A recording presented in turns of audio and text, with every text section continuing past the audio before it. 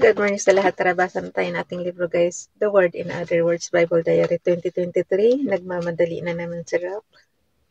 Today's 31 March 2025. Nandito tayo sa page ng 18 March, Saturday, St. Cyril of Jerusalem, 3rd week of Lent, that violet is last white, PS is 3. Sabayan niyo ako ng basa ng pare-pareho tayo dito matuto sa salita ng Diyos. Para na rin kayong umatid ng Holy Mass, guys. Kasi yung nilagay nila dito sa libro is yung first reading, second reading, gospel reading, tsaka yung homily, yung in other words, yun yung nilagay nila dito sa libro. So, imagine nyo na lang umatin kayo ng Holy Mass. Okay, the word first reading, Hosea chapter 6 verse 1 to verse 6. Hosea, ulitin ko ulit para masundan nyo ako sa Biblia. Hosea chapter 6 verse 1 to verse 6. In their affliction they shall look for me. Come, let us return to the Lord, for it is He who has sinned, but He will heal us. He has struck us, but He will bind our wounds. He will revive us after 2 days. On the third day He will raise us up to live in His presence. Let us strive to know the Lord as certain as the dawn is His coming, and His judgment shines forth like the light of day. He will come to us like the rain, like spring rain that it waters the earth. What can I do with you, Ephraim? What can I do with you, Judah? Your piety is like a morning cloud, like the dew that early passes away. For this reason I smote them through the prophets, I slew them by the words of my mouth. For it is love that I desire, not sacrifice, and knowledge of God rather than holocaust. Gospel reading, Luke chapter 18 verse 9 to 14. Ulitin ko, Luke chapter 18 verse 9 to verse 14. Jesus then addressed this parable to those who were convinced of their own righteousness and despised everyone else. Two people went up to the temple area to pray. One was a Pharisee and the other was a tax collector. The Pharisee took up his position and spoke this prayer to himself. O God, I thank you that I am not like the rest of humanity, greedy, dishonest, adulterous, or even like this tax collector. I fast twice a week, and I pay tithes on my whole income. But the tax collector stood off at a distance and would not even raise his eyes to heaven, but beat his breast and prayed, O God, be merciful to me, a sinner. I tell you, the latter went home justified, not the former, for everyone who exalts himself will be humbled, and the one who humbles himself will be exalted. In other words, by Father Louis A. Ponsalan, SVD Das Christ the King Mission Seminary, Quezon City. There are times when receiving Holy Communion, we feel unworthy because we are not in a state of grace. Holy Scripture is full of stories of people who thought they were unworthy in the presence of God. Tell me who is worthy among us after all. Three biblical characters expressed their feelings of unworthiness before God, such as Isaiah, Paul, and Simon Peter. Isaiah said, Woe is me, I am dumb. I am a man of unclean lips, living among a people of unclean lips. Paul confessed, I am the least of the apostles. I am not fit to be called an apostle because I persecuted the church of God. Simon Peter humbly told Jesus, Depart from me, Lord, for I am a sinful man. These three men saw their humanity full of holes and wrinkles. The tax collector in today's gospel reading teaches that a feeling of unworthiness is a sign that the soul has recognized the presence of God. This is why humility is the first and primary virtue in authentic Christian spirituality. O God, be merciful to me, a sinner, the tax collector muttered as he beat his breast and prayed. Jesus commended him thus, For everyone who exalts himself will be humbled, and the one who humbles himself will be exalted. According to Saint Augustine, it was with pride that changed angels into devils. It is humility that makes men angels. An individual's feeling of personal worthiness and adequacy, self-righteousness, competence, or spiritual superiority, like the Pharisee in the Gospel reading, signifies that the soul has neither seen nor known God at all. The Pharisee did not go to pray in the temple. He delivered a eulogy about himself. No one is worthy of the love of God for the simple reason that we are all sinners. My most intense personal experience of unworthiness was on the day I was ordained a priest in 1985. I cried, "Who am I to deserve such a tremendous grace from God?" I still have the same feeling of unworthiness, inadequacy, unworthiness, and sinfulness before a God who is enough, who is complete. Mea culpa, mea maxima culpa, through my own fault, through my own fault, through my most grievous fault.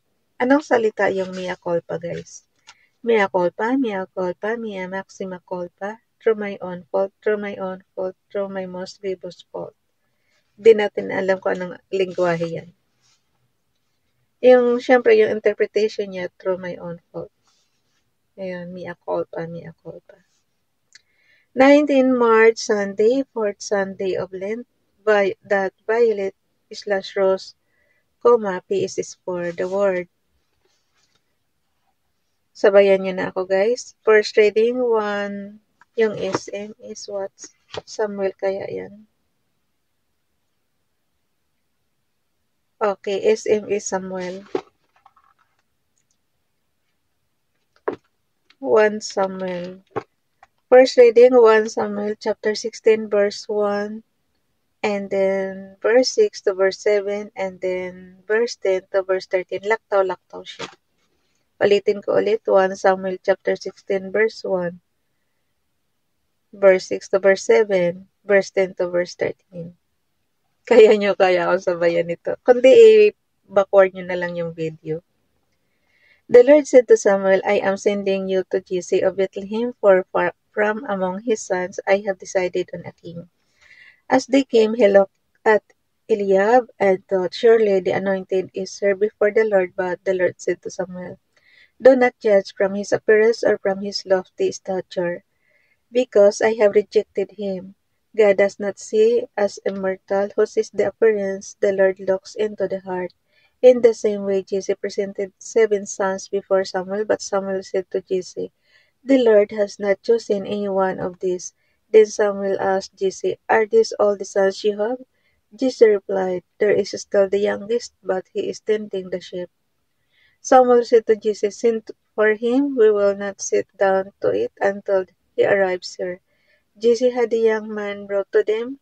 He was ruddy and youth with beautiful eyes and good looking. The Lord said, there anoint him, for this is the one. Then Samuel, with a horn of oil in hand, anointed him in the midst of his brothers. Si David yun, guys. Yung pinaka-youngest na anak ni Jesse. Second reading, EPH. Titingnan ko lang, guys, kung ano yung EPH. Wala. Okay, paano natin bagkasin yan? Wala siyang dito. Ang EPH is Ephesians. Mabuti na lang talaga. mayroon tayong interpretation sa likod ng libro. Okay, second reading, Ephesians chapter 5, verse 8 to verse 14. Ulitin ko, guys. Ephesians chapter 5, verse 8 to verse 14. Brothers and sisters, for you were once darkness, but now you are light in the Lord. Live as children of light, for light produces every kind of goodness and righteousness and truth. Try to learn what is pleasing to the Lord. Take no part in the fruitless works of darkness. Rather expose them, for it is shameful even to mention the things done by them in secret. But everything exposed by the light becomes visible. For everything that becomes visible is light. Therefore it says, awake, O sleeper, and arise from the dead, and Christ will give you life. Gospel reading, JN. JN is John Gospel. John chapter 9, verse 1 to verse 14. As Jesus passed by, he saw a man blind from birth. His disciples asked him, Rabbi, who sinned this man, of his parent or his parents, that he was born blind? Jesus answered, dati guys, ang interpretasyon nila pagka may kapansanan ka, katulad nitong blind, parang sinners ka na mula sa, or yung parents mo are sinners kaya ka ganyan, merong kapansanan. Ulitin ko guys Gospel reading, John chapter 9, verse 1, verse 41. As Jesus passed by, he saw a man blind from birth. His disciples asked him, Rabbi, who sinned this man or his parents, that he was born blind? Jesus answered, neither he nor his parents sinned. It is so that the works of God might be made visible through him. We have to do the works of the one who sent me while it is day. Night is coming when no one can work. While I am in the world, I am the light of the world. When he had said this, he spat on the ground and made clay with the saliva. I smeared the day. Na-imagine ko na naman yung saliva tsaka yung clay. Okay, when he had said this, ulitin ko, when he had said this, he spat on the ground and made clay with the saliva and smeared the clay on his eyes and said to him, go wash in the pool of Siloam, which means sent. So he went and washed and came back able to see. His neighbors and those who had seen him earlier as a beggar said, isn't this the one who used to sit and beg? Some said it is, but others said, no, he just looks like him. He said, I am. So they said to him, so how were your eyes opened? He replied, the man called Jesus made clay and anointed my eyes and told me, go to Siloam and wash. So I went there and washed and was able to see. And they said to him, where is he? He said, I don't know. They brought the one who was once blind to the Pharisees. Now Jesus had made clay and opened his eyes on a Sabbath. So then the Pharisees also asked him how he was able to see. He said to them, he put clay on my eyes and I washed and now I can see.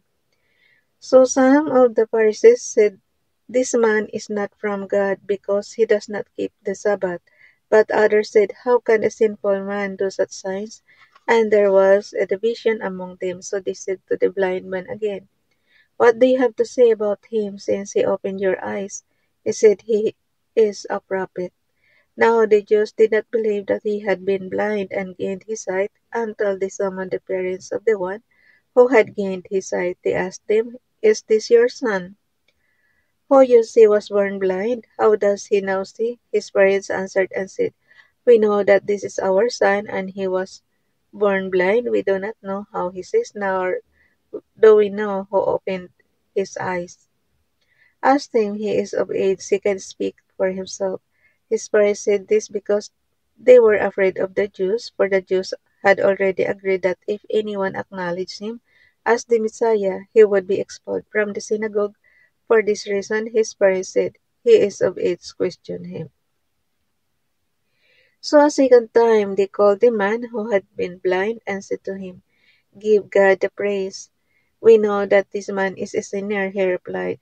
If he is a sinner, I do not know. One thing I do know is that I was blind and now I see. So they said to him, what did he do to you? How did he open your eyes? He answered them, I told you already, and you did not listen. Why do you want to hear it again? Do you want to become his disciples too? They ridiculed him and said, you are that man's disciple. We are disciples of Moses. We know that God spoke to Moses, but we do not know where this one is from. The man answered and said to them, this is what is so amazing, that you do not know where he is from, yet he opened my eyes. We know that God does not listen to sinners, but if one is devout and does his will, he listens. No, he listens. to him, "It is unheard of that anyone ever opened the eyes of a person born blind. If this man were not from God, he would not be able to do anything." They answered and said to him, "You were born totally in sin, and are you trying to teach us?" Then they threw him out. When Jesus heard and they had thrown him out, he found him and said, "Do you believe in the Son of Man?" He answered and said, "Who is he, sir, that I may believe in him?" Jesus said to him, "You have seen him, and the one speaking with you is he." He said, "I do believe, Lord," and he worshipped him. Then Jesus said, I came into this world for judgment, so that those who do not see might see, and those who do see might become blind." Some of the Pharisees who were with him heard this and said to him, he were not Surely we are not also blind, are we?" Them, Jesus said to them, "If you were blind, you would have no sin. But now you are saying, 'We see,' so your sin remains." Ang gulo, no? Parang nung araw pag Sabbath day, pag gumawa ka ng katulad ni Jesus, gumawa siya ng miracle, na na pagaling niya yung bulag, kasalanan talaga sa kanila. Naalala ko talaga yung yung nangangahoy lang tapos pinarusahan ng kamatayan, guys, binato ng binato. Parang napakalupit talaga nila nung araw. Tapos pagka sinilang ka palang may kapansanan, parang makasalanan ka na pala niyan. So, ibig sabihin, yung mga bulag na kung ito yung theory, mga bulag sa generation natin ngayon na ipinanganak ng bulag, ibig sabihin makasalanan na sila, or yung parents ang makasalanan. Parang napaka-unfair naman. Okay. In other words, pabayaan na natin yan kasi nung araw nila yan. Yan yung batas nila nung araw. In other words, by Father Gil Alejandria, SBD Catholic Trade, Manila. The healing of the blind man in today's gospel became a controversial issue because it happened on a Sabbath day. The Pharisees cast doubt on the person of Jesus because he seemed to have violated the Sabbath regulations. This is an example of how rigidly the Pharisees interpreted the observance of the Sabbath day. This is also an example for how Jesus was attempting to teach another way to observe the Sabbath. Good deeds done on a Sabbath day should not be seen as violating the law. We see here two kinds of blindness: the blindness of the man who was healed, and the blindness of the Pharisees who refused to see the meaning of the healing of the blind man. Indeed, as someone said, there is no one as blind as he who refuses to see. This was the challenge faced by Jesus: how to change the attitude of the Pharisees on Sabbath regulations, bringing about change in behavior and ways of thinking that had been in effect for some time is difficult because one is so accustomed to how things are done and he does not want to leave his comfort zone. Maybe that is also the situation of sinners who refuse conversion. They enjoy their current state and cannot see what is wrong or immoral. Their lack of moral compass has blinded them. We who strive to be faithful disciples of Jesus have this mission of bringing His light into a world full of darkness and sin. We pray that we may not be overcome by the darkness, but keep on burning and shining on, so that sinners may open their eyes and see the lights. Guys, hindi natin maikukumpara ang generation natin pagdating sa Sabbath day ngayon, or sa generation ngayon at sa generation nila nung araw. Kasi, ano ba yan? Yung generation natin ngayon, katulad natin, hindi naman tayo taga-Israel. Pilipinas tayo, di ba? So, may sarili tayong batas sa bansa natin. Kaya nga tayo may mga may mga lawmakers, Senate tsaka yung lower house, yung Kamara de Representante tsaka yung Senado. So yan gumagawa ng batas yan. Yan yung generation natin ngayon. Itong nandito sa Bible, generation to nila para sa bansang Israel, yung Judah, yun. Kaya nga sabi ko nga yung Bible talagang lang talaga siya, nakatutok lang talaga siya doon. Parang yun na yung buong mundo. Parang yun na yung earth, yung Israel. Okay, hanggang dito na lang. Kasi yun sila lagi ang binabanggit sa Bible. Parang yun lang ang ko. Pero yung tayo, Pilipinas, naman, hindi tayo nababanggit dito. Ang sinasabi ko lang guys, generation nila nung araw tsaka generation natin ngayon, magkaiba. Lalo pat may sarili naman tayong batas sa Pilipinas. Yun ang sinusunod natin. Yung batas natin. Kasi pag hindi ka masunurin, syempre, may kaparusahan. So, yun lang. Bye everyone. God bless.